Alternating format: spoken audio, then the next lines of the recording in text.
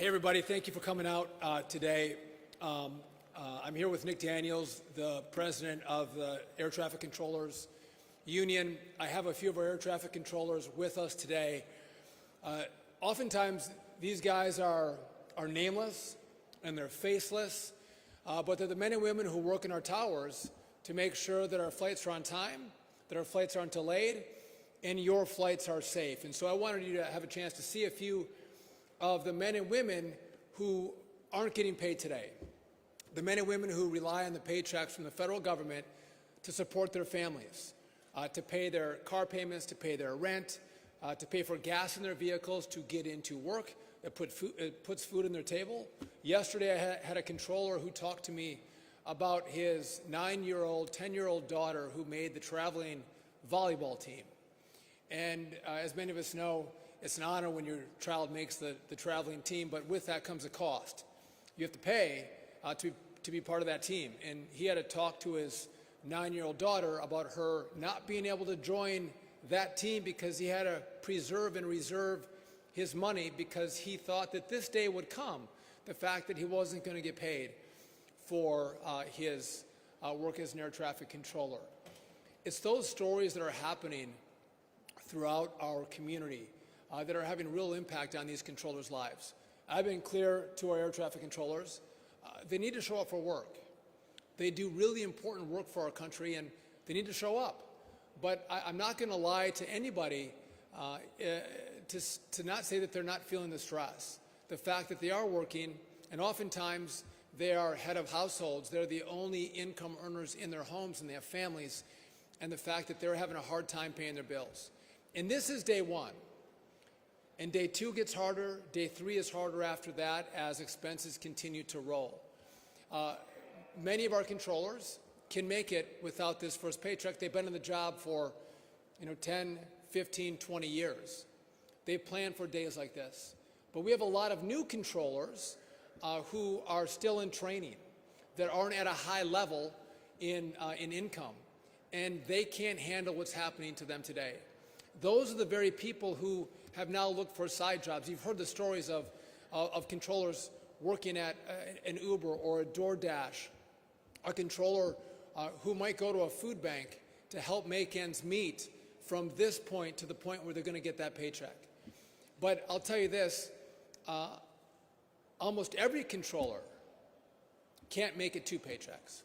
They can't make it without 2 paychecks. And so I think the message is clear. And I appreciate Nick and the controllers. They've sent a message: open up the government, end the shutdown. Figure out how you guys can negotiate. Have a conversation, but pay us in the interim. Make sure we get paid for the work that we provide to the American people. I'll just note that in the Senate, a bill came up that said, okay, let the shutdown continue, but there's critical staff, critical workforce that come into work every single day like yours. Let's have a bill that pays them for the work they do. And Democrats said no to that. So I think we're getting to the point of extremism, and it does beg the question for me, again, what are the Democrats fighting for? Let's fight for America. Let's not fight for health care for illegal immigrants, illegal aliens. I think that's a wrong approach. And listen, I spent almost 10 years in Congress. There are political differences. Those political differences are very real. And the way you resolve those differences is not taking hostages. It's actually opening up the government and having a conversation. What can we work out? What compromises can we make? But in shutdowns, there's no room for compromise. And so I think that message has been clear. Controllers and those other critical employees need our government to be open, and they need to be paid. I want to say one other thing, because I'll get a question about this. Oftentimes I'm asked, is the airspace safe? Is it safe to fly? And I would tell you that yes, it's as safe today as it was 2 months ago. It's safe because we have great men and women who run our facilities that if they don't have the right staffing levels, or if there's distractions in towers, they will slow down the landings and departures in different airports across the country. And what that means for the American people is that means more delays, or that means more cancellations. We want you to travel on time. We want your flight to depart when scheduled and land when scheduled. We want that to happen. But the number one priority of the men and women who are with me here, or all men, no women, all men are with me today, but also the women in the towers, is they want you to be safe. And so if we have issues, we will slow it down. We will stop it. And so I don't want anyone to think that it's not safe. It's just that you may not be traveling on the schedule that you anticipated because of this government shutdown. And so, again, I couldn't be more honored to be here, who's become a very good friend, Nick Daniels, the president of NATCA. We work very closely together. We don't always see eye to eye on every issue, but there's a lot of issues that we agree on, and we work really well together. And before I give it to Nick, I just want to say one last thing. I'm grateful for our controllers. These are the most remarkable. If you ever go into a tower and listen to the work that they do, the expertise that these men and women have to control our airspace, you would be amazed. We are lucky to have them. We have the safest airspace in the world, not because of the antiquated equipment that we have that runs our system. It's because we have the best air traffic controllers, the best trained, the smartest people in our airspace controlling it, and we're blessed to have them. That kind of work, that kind of dedication, that kind of expertise deserves a paycheck. And with that, I'll turn it over to the NATCA president, Nick Daniels. Thank you. I am the president of the National Air Traffic Controllers Association, Nick Daniels. And I proudly stand here, but at the same time, I'm here to tell the story. I normally have prepared remarks for you today, but today isn't a day for prepared remarks. Today is a day to speak on behalf of the men and women, as the Secretary just said, that go in and day out and do the job of unsung heroes. They keep America safe. They keep America moving. But today, an air traffic controller showed up at their facility to see $0 in their paycheck. That air traffic controller just moved hundreds of miles from Oklahoma City after passing a grueling 4 months at Oklahoma City Academy, is at the lowest end of our pay scale, and has shown up to a job that pays them $0. They're trying to move in. They're trying to get set up on just even having a place of being able to put up for rent. And guess what's due in a few days? Rent for everybody. It's not the gas that they have to put in the car, the food that they have to put on the table. It's the stress that they now wear. This job is stressful enough. We go to work day in and day out and make thousands of decisions. We do it 5 days a week. Most of us actually do it 6. 5's hard enough, and we do it 6 and 10 hours a day. And now you add in the fact that we had a partial paycheck already, and we missed a full paycheck today. America's air traffic controllers are now having to focus on how do they put gas in the car, how do they take care of their children, how do they pay for child care. And as the Secretary said, that makes the system less safe. And then the only way to make it safe is to reduce the number of aircraft in it. Day in and day out, air traffic controllers have to have 100% of focus, 100% of the time. And I'm watching air traffic controllers go into work. I'm getting the stories. They're worried about paying for medicine for their daughter. I got a message from a controller that said, I'm running out of money, and if she doesn't get the medicine she needs, she dies. That's the end. So I'm going to either have to quit this job and take a different one instead of moving America's passengers through it or the cargo. Now I'm going to have to choose my family and my daughter. And that is nothing a parent should ever have to deal with, or especially the hardworking men and women that are federal employees across the entire system. But I could tell their stories all day.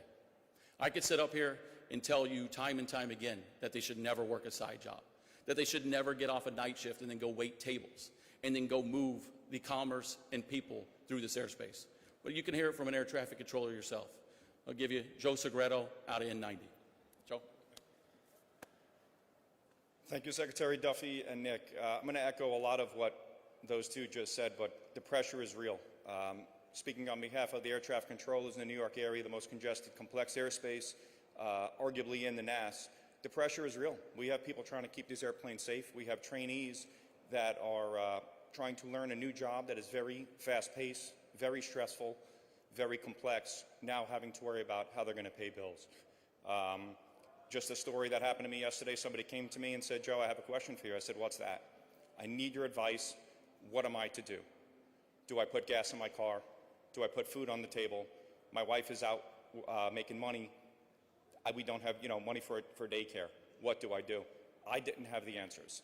I said, I will find out some resolve for you, but as of right now, I don't know what to tell you, but these are the real problems that air traffic controllers are dealing with on a daily basis. Thank you.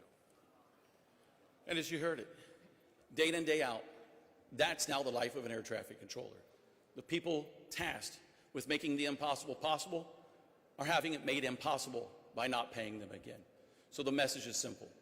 In the shutdown today, there is no excuse that these hardworking men and women are showing up to do this job and to not ever know when they're going to get paid again. So we need America's help, we need you to stand up, and we need you to say, enough is enough in this shutdown and ensure that we can move this forward, because we do not want to be up here telling you the sad stories. We want to be up here telling you how we're moving this system forward, how we're bringing in more air traffic controllers than ever, how we're modernizing this system to serve the American people. So again, cannot stress enough, if you want to take action, contact your congressional representative and tell them in the shutdown today. So we'll take your questions in just a second. I want to give you a few stats. This year, on average, the delays that are associated with staffing triggers with air traffic controllers is 5%. On Sunday, 44% of the delays were because of staffing shortages. Yesterday, that number was 24%. So we're seeing, the numbers move day by day in its location to location. We saw in the last couple of days LAX. We saw Atlanta.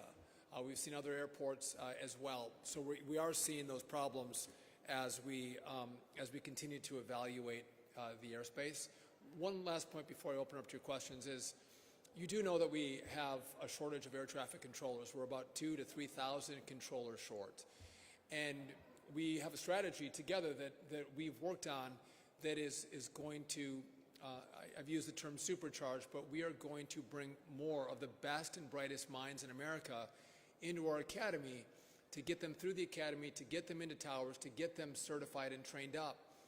And the problem we're now seeing is we have young people in the academy that they actually get a stipend. We pay them a small amount of money so they can go to school and they can make ends meet.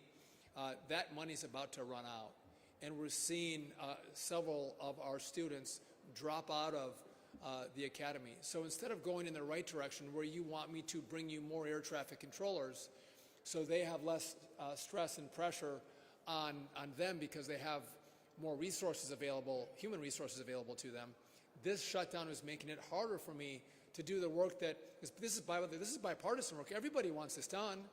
There's no one who disagrees with what we're trying to do here, but the shutdown is making it more difficult for me to accomplish those goals. And it's not just the government opens up and I'm able to put it all back together.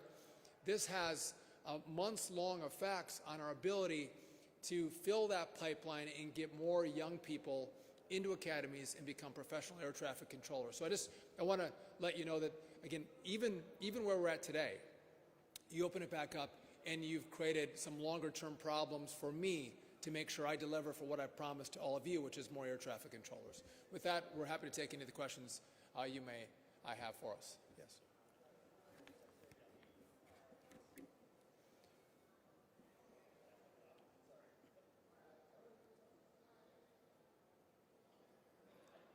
Yes.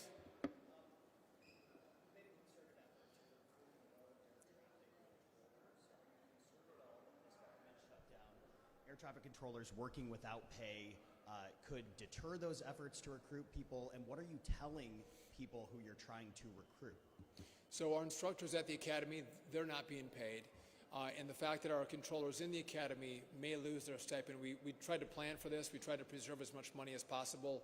We have about a week left of dollars. But yeah, no, I'm very concerned about what this does for our pipeline. The president has said, and I agree with President Trump, like we have here, I want the best and the brightest. I want the smartest people to come in and control our airspace. And if you see that You pick a career where you may not be paid for a partial payment one paycheck, the next paycheck you're not paid, and maybe a third. That'll make you rethink, do I want to go into this profession? Not only that, when we have new controllers that are being trained up, they don't make a lot of money. It's a base pay that they get, and they're having a hard time making ends meet on the pay itself. You take that minimal pay away, and they throw their hands up. They don't know how they're going to navigate it. So this truly can drive people, and we've seen a few times that it has. It drives people out of a profession where we're trying to build more numbers as opposed to the shutdown taking numbers away from us. Yes? If you just want to yell it at me, I don't know. Hi, quick question.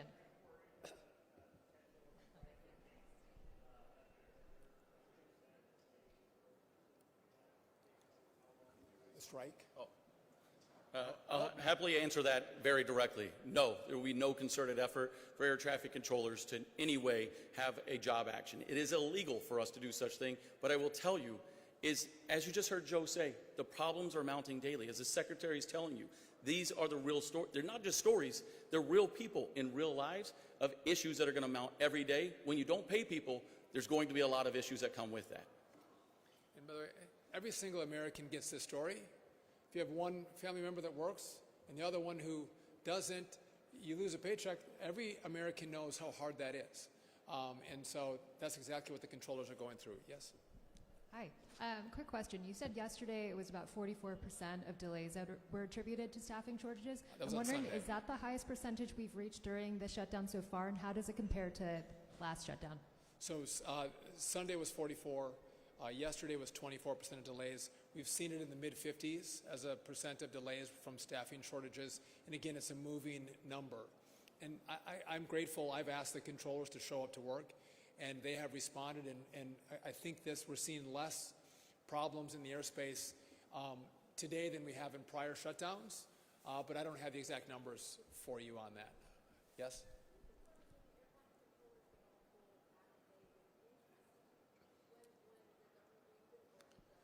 So this is a conversation that the Congress will have. Traditionally, they get their back pay not with interest. And there'll be probably a debate after the government opens, hopefully sooner rather than later. Those who have come to work will be paid. There's been a conversation. If you've been furloughed for the last 26 days, is there a pay that comes to those who've been furloughed? And I left Congress, so I can't tell you what they're going to do, but that's a debate they'll have.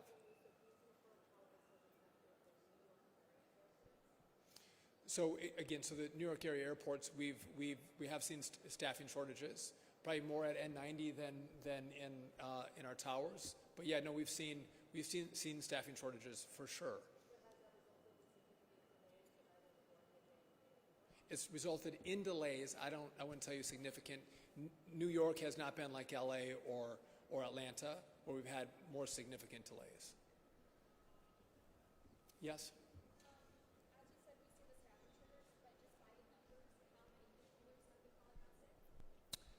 Now I'm going off the top of my head. I don't know if it's LA or Atlanta. The number they should have in the facility was 25.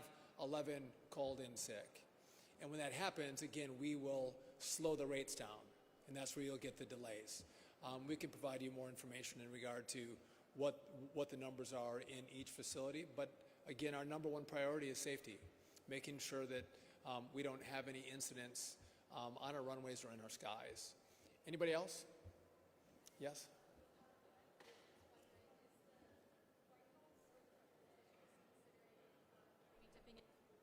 Funds to pay air traffic controllers depending on how long the shutdown goes on, or is there any sort of contingency plan?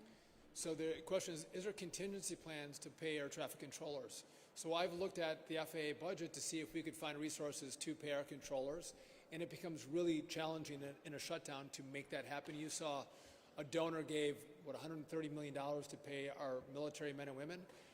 There's not a lot of leeway that we have to get people paid. The answer is open up the government, or Senate Democrats vote for the bill that pays the men and women who have to come to work every single day to keep America operational.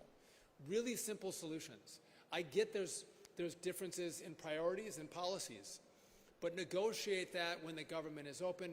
Don't hold America hostage. Don't hold our skies hostage. And that's what's happening right now. And again, this is the second longest shutdown that we've seen. It would be great if Democrats would see this and vote to open, and then it's a vote to negotiate.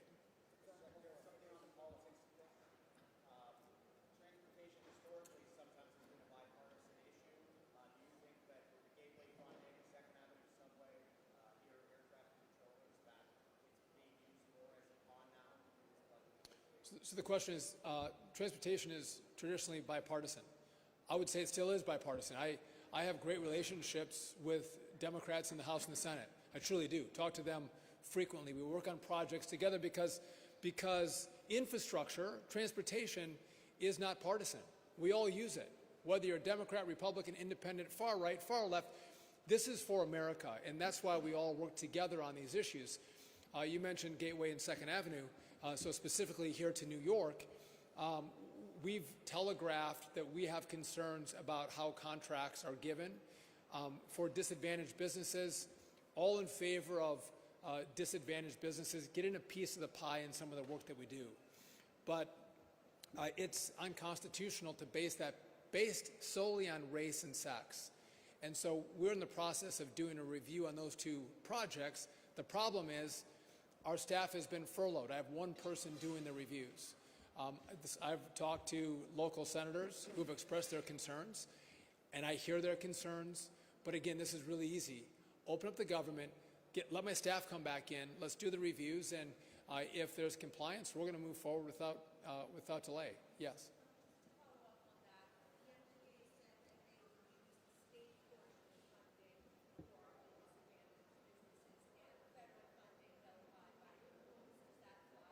We'll see. I want to look at the proposals. I guess with MTA, I have some other concerns. I do think if you're a Democrat, you're a liberal, you don't like cars, and you want people to ride public transportation, I think that's wonderful. Good for you. But if you want us all to ride public transportation, make it safe, make it clean, make it beautiful, and then you don't have to argue about your cars or your subways. Everyone wants to ride the subway because it's faster and it's safer, and kids can get on it, and families can ride without fear of life and limb and liberty. And I don't know why New York can't do that. It shouldn't be a big, I don't know why I have to convince the governor to actually get engaged and say we're going to make the subway safer and cleaner. I shouldn't have to. I think there should be an uprising in the city that you all want to ride your subways, you pay for it, and you should feel free from crime when you do it. And again, this shouldn't be complicated, but it seems like in the city, not by the people, but the leadership doesn't seem to get that. Yes. I have a question in regards to the Penn Station access project. The MTA is blaming Amtrak for ultimately delaying the project by 3 years. Are you considering any action to get that project pushed out? Are we talking about the rebuild of Penn Station? Yes. I love that. We're moving at the speed of President Donald Trump, which is a remarkable speed. We can't go any faster. I think you would have seen another decade, 2 or 3, before MTA would be able to build the new Penn Station. And I think it would probably cost 10 times as much if you look at their track record. So we are going to build it fast, and we are going to build it on budget. And so, again, I've looked at the past performance of MTA, and I don't have a lot of confidence in what they've done and how they operate. One more question, then we'll go.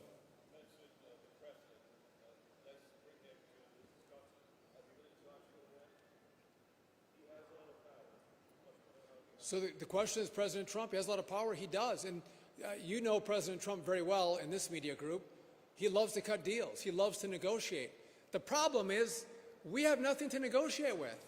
Republicans offered a clean CR, meaning the funding from September 30th should be the very same as October 1st.